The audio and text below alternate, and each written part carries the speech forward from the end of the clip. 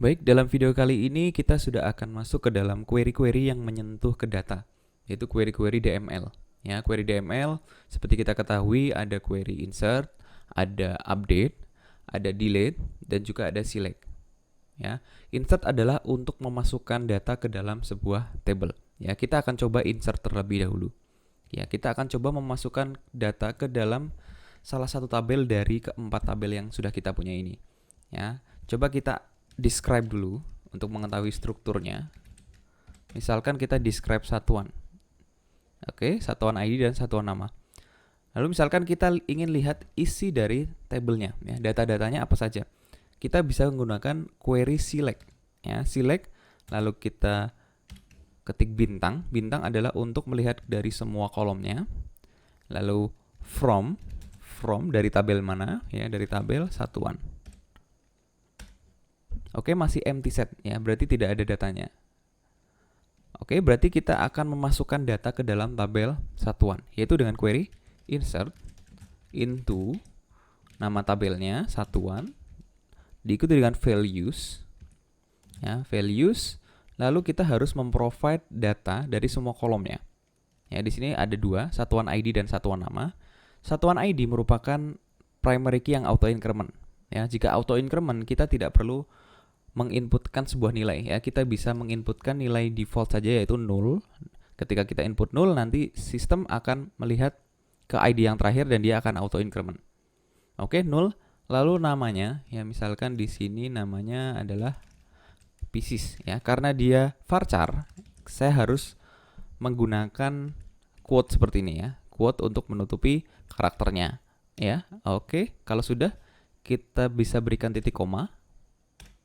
Oke, one row affected. Kita lihat lagi isinya. Oke, sudah ada satu data di sini, ya, satu pieces, ya. Bisa kita lihat di sini ID-nya, ya. Meskipun saya provide 0, namun karena dia auto increment dia akan mulai dari increment yang terakhir.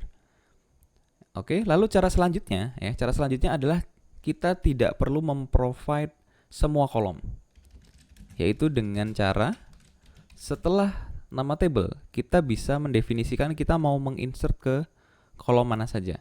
Ya, misalkan di sini saya hanya ingin memprovide satuan namanya saja, ya. Karena di sini, ya, karena ID di sini auto increment, ya, auto increment. Ketika auto increment, saya tidak wajib menyertakan dia dalam query insert. Ya, di sini kita bisa berikan values. Misalkan satuan namanya kilogram.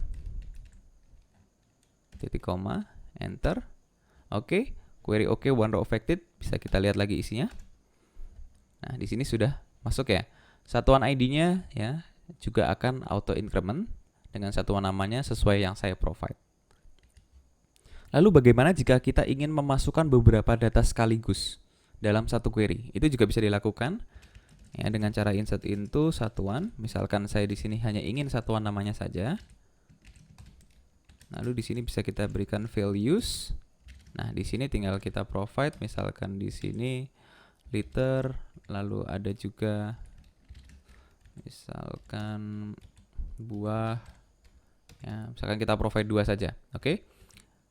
Ya, ini caranya adalah dengan pertama buka kurung tutup kurung, ya, untuk data pertama, lalu koma, buka kurung tutup kurung lagi untuk data kedua. Ya, misalkan di sini saya ingin memprovide ada kolom lain, ya, misalkan di sini deskripsi misalkan, ya. Nah, di sini juga bisa kita provide datanya di sini. Oke, di sini juga. Namun karena di sini tidak ada, maka tidak perlu saya tambahkan. Hapus lagi.